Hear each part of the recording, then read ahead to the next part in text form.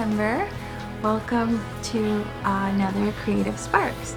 So Creative Sparks is a series I do where I show some behind the scenes, do some creative stuff like demos and tutorials, and yeah, where I show a little bit more about the process of how everything is created, and hopefully share some fun activities. First step of the process of creating something new is blocking out time for yourself, and then also clearing out some sort of work area. So this is usually where I paint. I don't usually use it for any computer stuff. I have a separate area and a separate desk for that because it can get distracting. And so if you could do that on your dining room table, or if you have a patio, you can go out there and just sit anywhere where you have a lot of elbow room. So for our thank you card, we're gonna do a standard size of 4.25 by 5.5, and the way that I did that is I've already made some different ones, and so that are already to scale. I just unfolded it and I traced it. It wasn't very technical or mathematical how I did that. I just grabbed that one and I just traced it. For the first one, I did it on the computer, all of the measurements and layout. And now that serves as my template for future cards. And the way greeting cards work is you need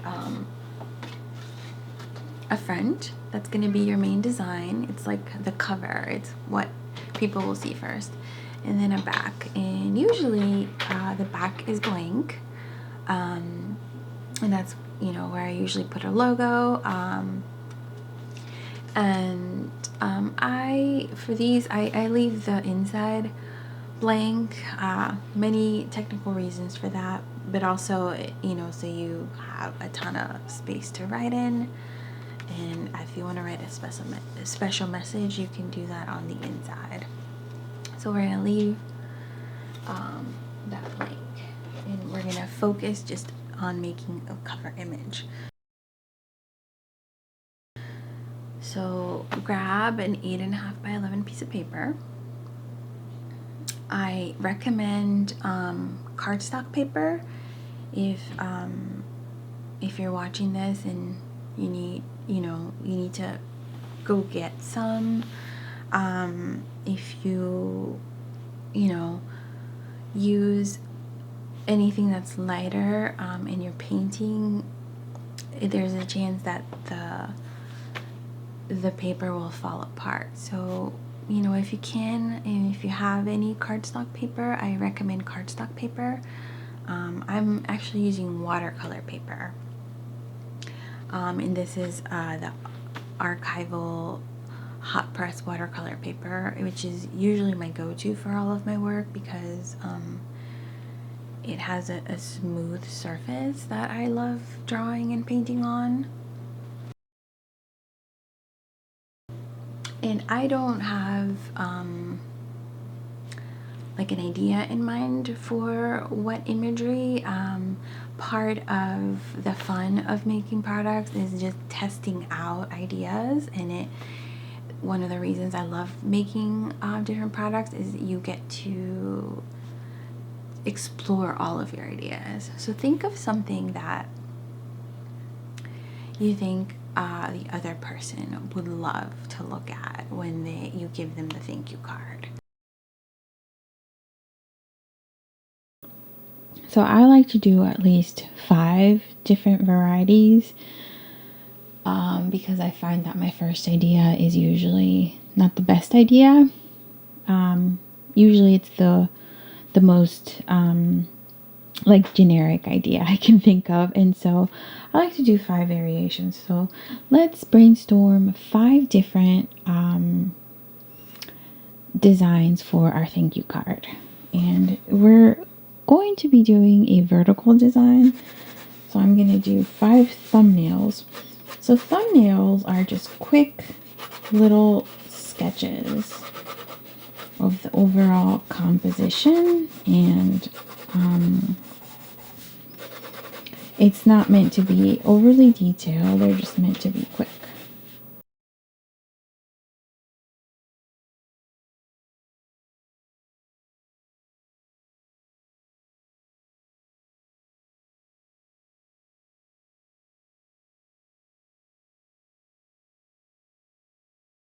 So I actually ended up with 6. How many did you end up with? I found that after the first 3, it became a little difficult to think of more. So if you're, struggling with it, it's perfectly normal. I think I'm going to go with this one. This one speaks to me the most, where it's 2 friends hugging, and it says thank you in very small type at the top. So we're going to go with that one. If you would like to follow along and just do this design, you're welcome to. But if you have created a design that you would like to do, that's okay too.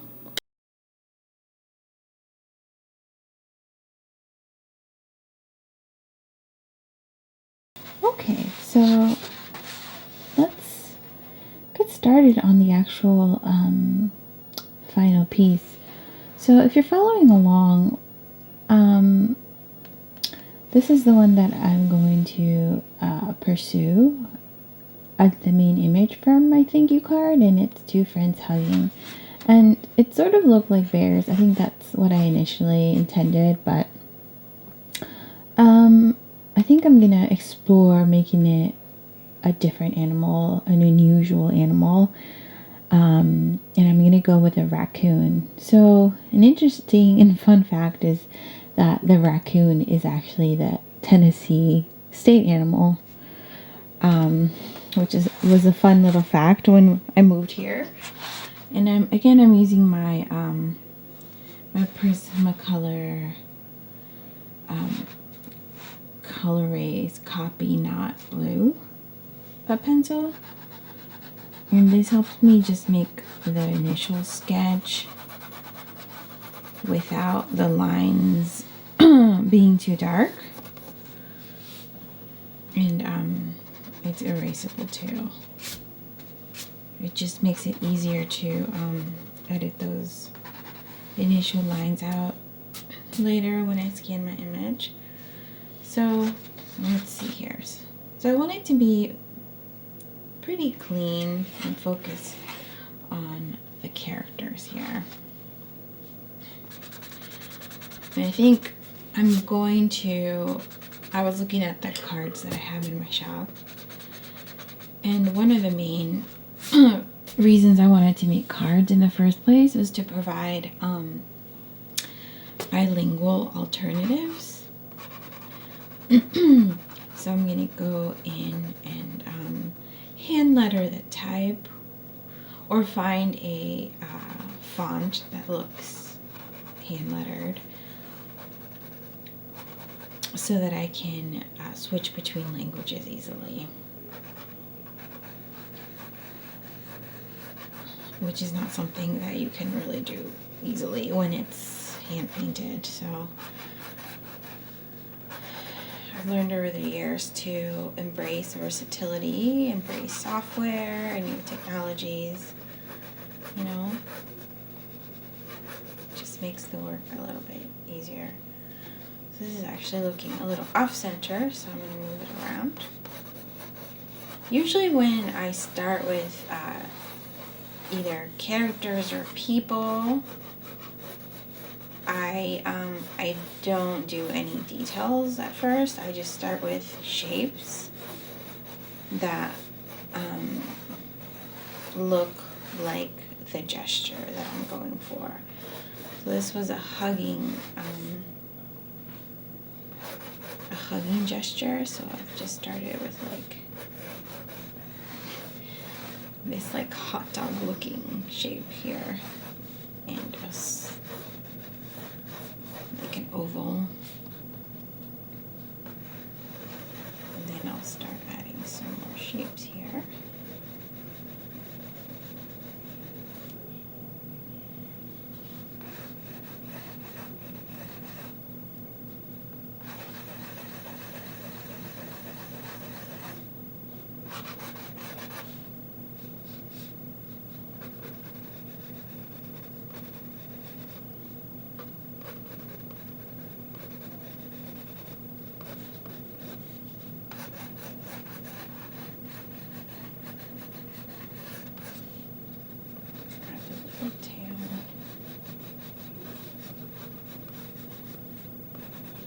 Tail's one of my favorite parts to draw in a raccoon because of the pattern. I love drawing patterns.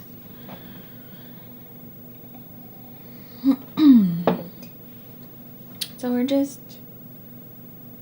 enjoying the problem solving stage of design, which is getting that idea out of your head and into onto paper. And you know, if you haven't drawn animals in a long time, it's perfectly okay to go get some photo reference. I generally don't. I used to. The times that I use photo reference are usually when I'm trying to be very accurate. Like when I want something to be more realistic.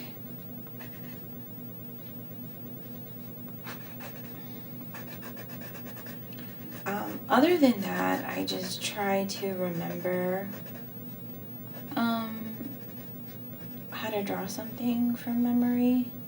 I find it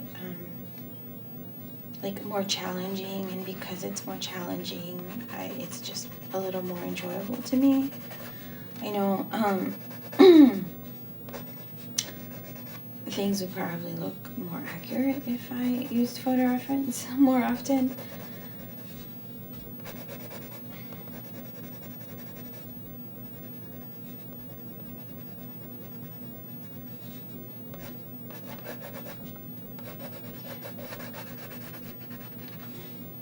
But if you're looking to maybe develop a personal style, that's kind of like the first step that you can take is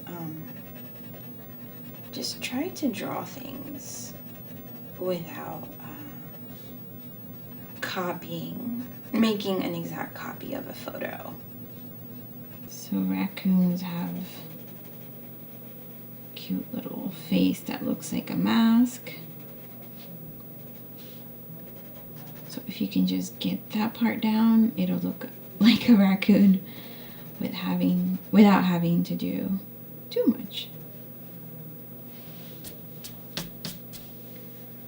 And I'm just gonna see if I can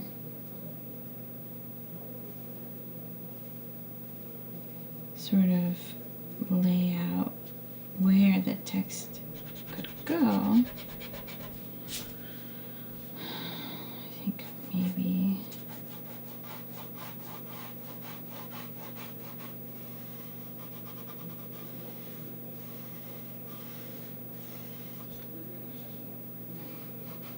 or an archway like this maybe. So I'll plan for the text to maybe go right there, so I'll try to leave most of that space blank.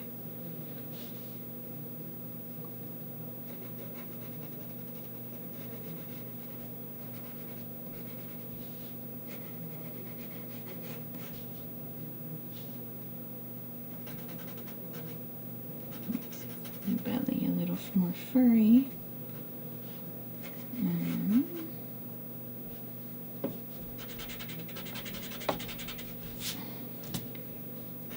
like how his leg was so stiff, so I'm gonna actually give it a little more bend, like he's squatting.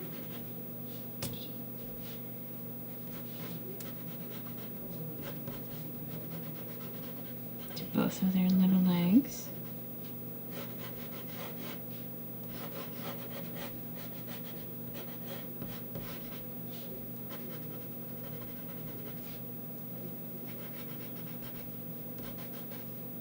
Okay.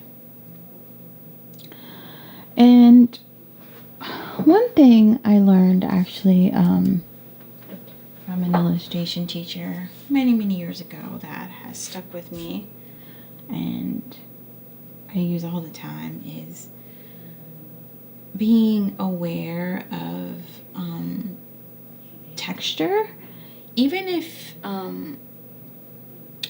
we're not going to paint or color something in, and especially if we're not doing that and it's just an outline. It's being aware of your outline. Like if an object is perfectly smooth, like a beach ball, it makes sense for the edge to be perfectly smooth. But if it's, you know, an animal with fur, it doesn't make sense that their outline looks perfectly smooth. And I would say that's one of the reasons when things don't look like they have like a life to them and they look flat, or like overly cartoony. It's because, at least in my observation,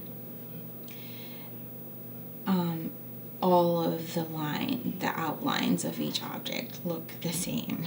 Like they're the same thickness, they're the same texture.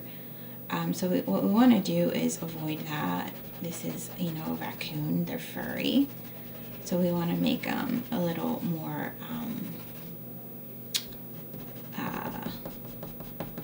like furry looking, with lines pointing out, you know.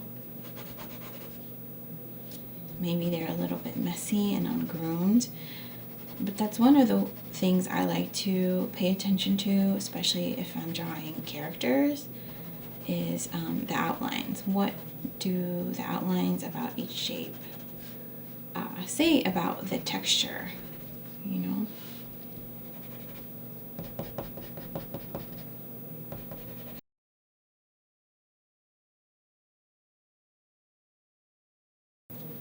Okay, so I think this is a good stopping point for the drawing portion of it.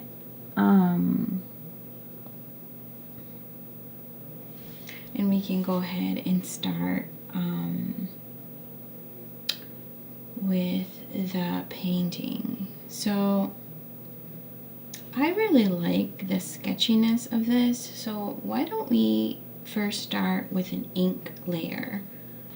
Now if you're just following along and you don't have ink,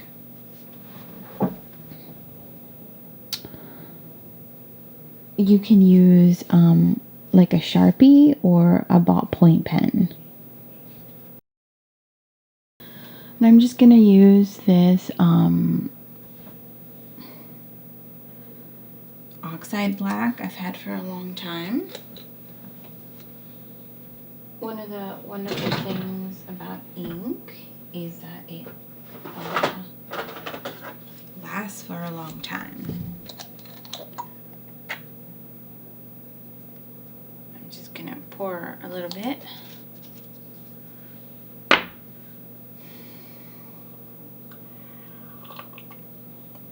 Have a sip of my coffee because it is very early morning. Okay, and what I'm going to do is go in and outline some key areas that I want to stand out in my design. That's going to be eyes. Ooh. I usually make my my paper bigger than what it's going to be like, so I can have these little test areas where I can test out my color, because when you're mixing it in your palette, it may look one way, but it's in reality, when you apply it, it looks completely different, especially if it's next to other colors, because they all tend to influence one another.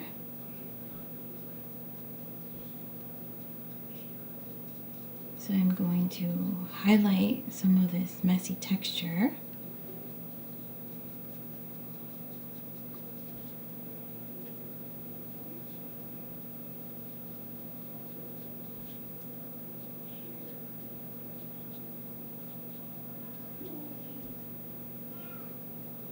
In the tail, make sure these stripes stand out.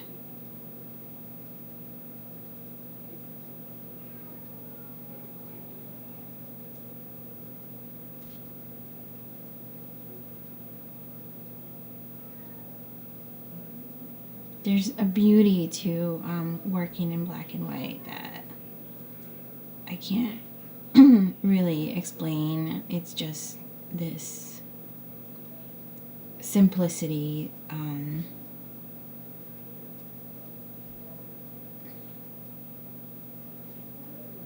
It gets to the heart of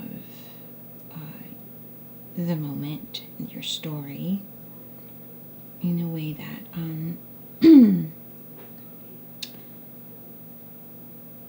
that's very unique to the medium.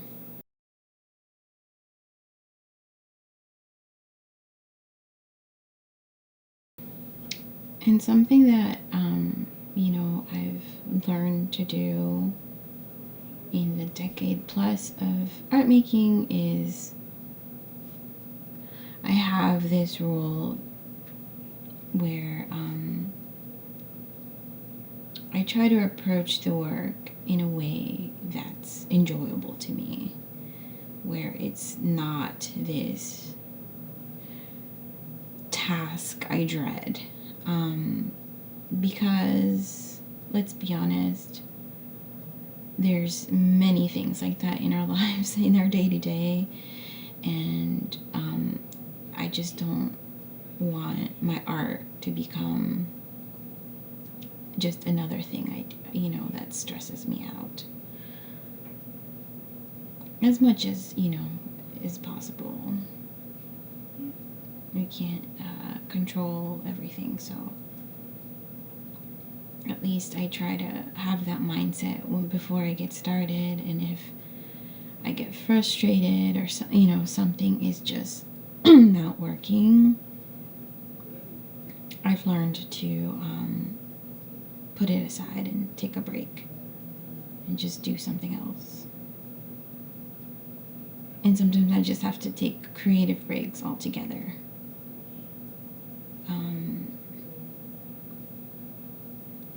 And spend time doing other things.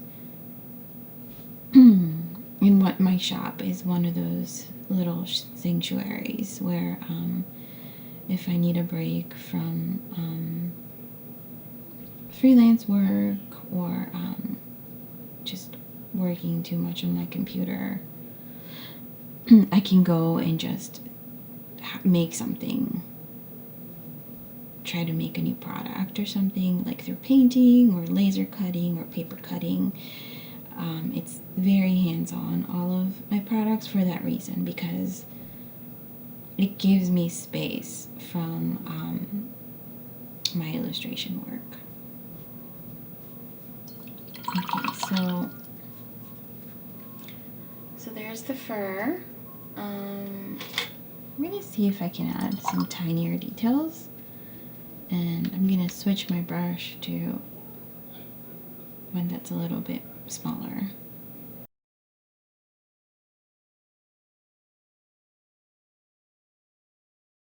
And I think we're ready for some gouache. And I will be using cardstock but there are many different kinds of gouache, different brands out there. I use all of them, or I combine them. This is one that I got myself as a gift early this year for my birthday. I love the presentation. I can't say enough about the importance of packaging. Just the box itself brings me so much joy. I know it sounds like such a small, silly thing, but I love that it's basically I can just throw it in my bag and take it with me and travel with it, and I don't have to worry about trying to find containers for the paint. It's just all in here, and as you can see, it's heavily used, and I haven't cleaned this because one of the things about this paint is that you can reactivate all of this with water, so it's not permanently dry, which makes it easy to clean, and you can go back in and add a little bit of water to your brush and reuse all of this paint. But what that also means is when you're finished and you have your final piece, you do have to spray your work, especially if you're going to offer it like to a gallery or a collector. You need to spray it with some archival fixative that will adhere the paint permanently to your surface.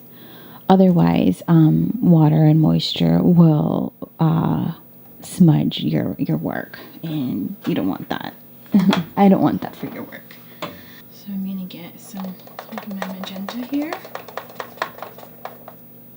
and mix it in with this blue that I already have. See, it already mixes in all together, so I don't have to use up any of the other blue.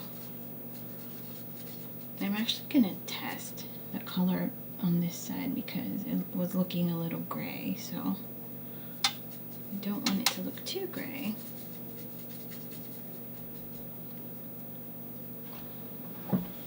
Yep, okay, so that's more of what I'm going for.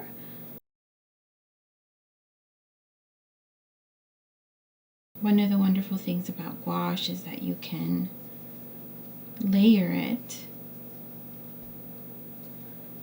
much like oil paint and go back in and fix things easily, or you can leave it more expressive and watery like watercolor.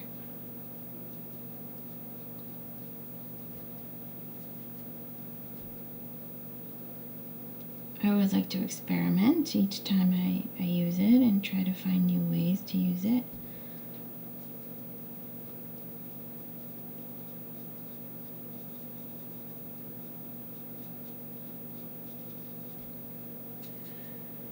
It's always fun to discover new ways to work or to approach a medium.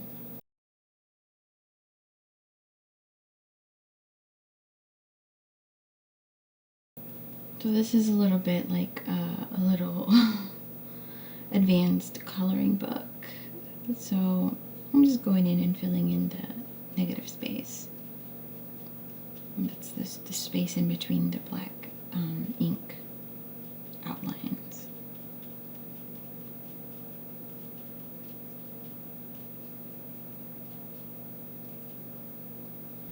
Now that it's mostly there, I'm actually going to go and start adding little bits of details in areas, and I definitely like to have reflective color everywhere, so that you know, in real life, if you're wearing a blue shirt, it's not just a flat blue. wherever you're standing, the color is reflecting the other objects around. Like everything is interconnected, and that especially applies to color. So I like to remember that when I'm working.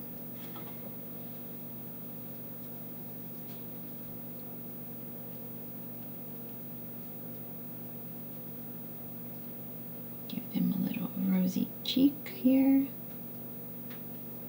Maybe a little bit on the nose. I do feel a little bit like Bob Ross, although I think he's much better at painting than I am, or he was.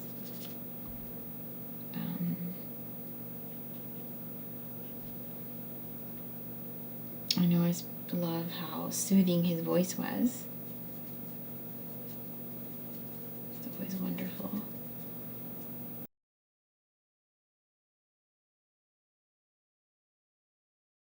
It is a little bit of trial and error painting. You just kind of have to go for it and see if your idea is going to work out or not. Doesn't always. That's okay. It's always a learning experience that we can learn from for the next time.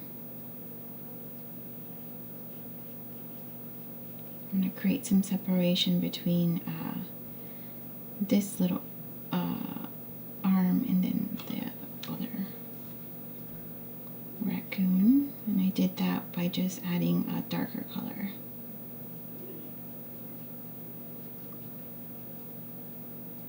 I think I'll do that for the head as well, to avoid having them look like a big purple blob.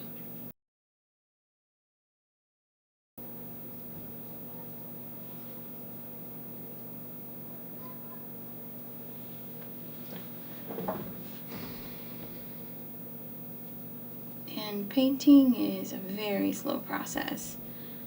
As you can see, it requires a lot of layers, slowly applied.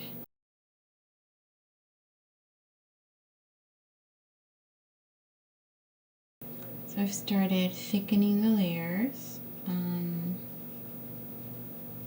to further help separate the shapes a little bit more. And I've varied the purple. So I used more of a red purple here for this larger raccoon, and a bluer purple for the smaller raccoon.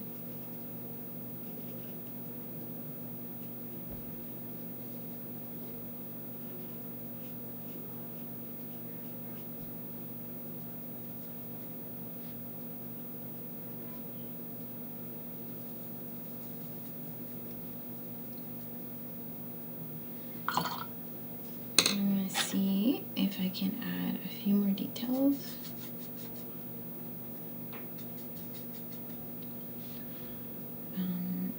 In between here.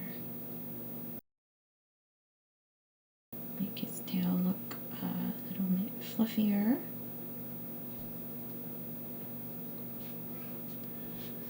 And add a little bit of fur.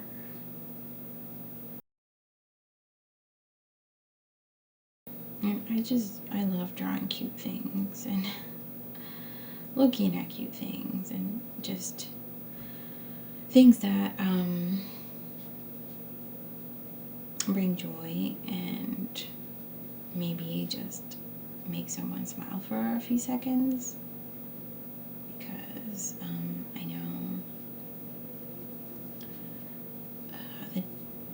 the days can get really hard sometimes for everybody, and I think art can offer this wonderful opportunity to enjoy the other aspects of life, the joyful parts, you know. You can have hard conversations and and, you know, teach, but do it in a way that's accessible to everyone.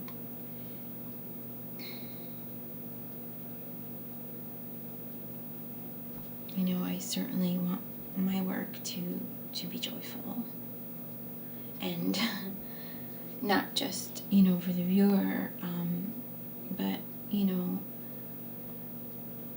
you spend hours, days, years, when you're an artist working on your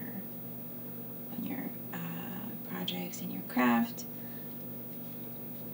So it's important to enjoy what you're doing.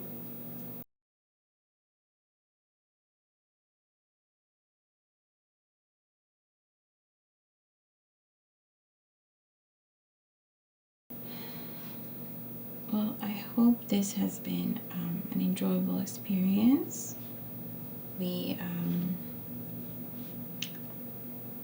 We're gonna have some cute little buddies here when we're done. And if it's, you know, your first time working with gouache and you had to go out and buy some,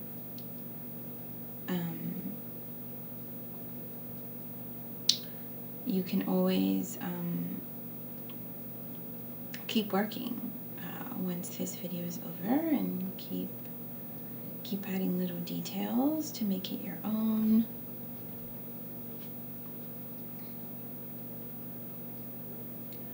I think that's the secret no one, you know, talks about, is that there's really no shortcut to things like painting. You have to just keep layering, keep working on it, especially if you're trying to make something look realistic.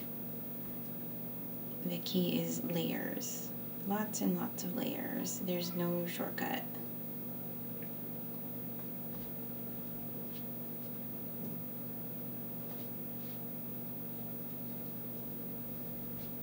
So I hope it hasn't been too frustrating,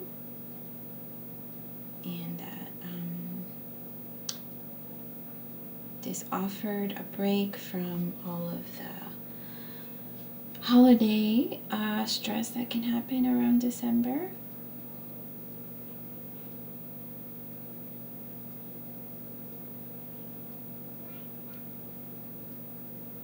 If you're interested in learning more about gouache and mixed media, I mainly specialize in mixed media, so that means all of my work is a combination of different tools. I love just to experiment and combine different tools.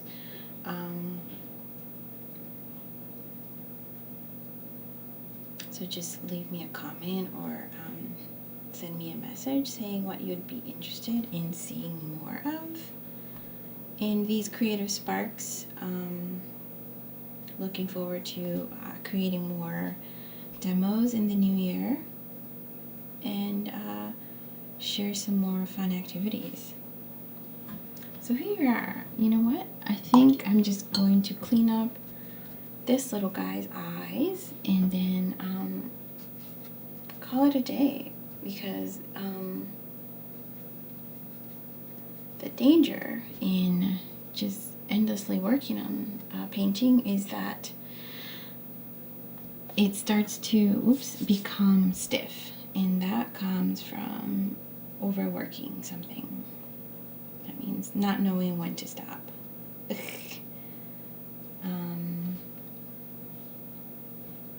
So we want to avoid that, especially because these guys are looking very cute. We want to keep that, you know, cuteness intact.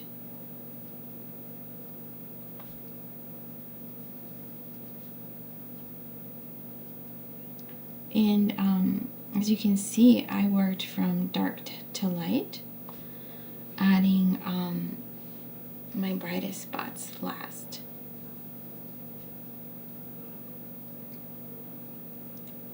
So that they stand out. thank you so much for following along. I know this was an unusually long video, but I wanted to take you through the entire art making process of how I create some of my pieces, some of my items, some of the products for my shop, and also just my illustration work. And here's my little raccoon friends here. So I'm going to be adding the hand lettering digitally. Sometimes I vary that process. Like if I feel like the best approach is to hand paint it, I will do that. But like I said, one of the reasons I wanted to start making greeting cards is because I wanted to offer bilingual options. I speak Spanish, and the majority of my family they are bilingual or mainly speak Spanish, and so it's just something that is really important to me.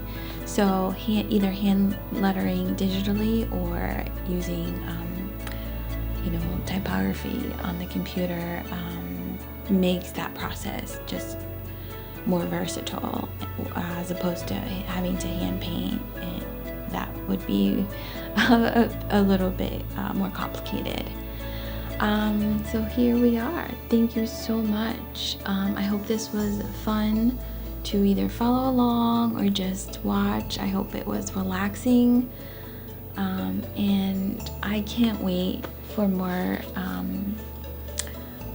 videos like this for Creative Sparks in 2024.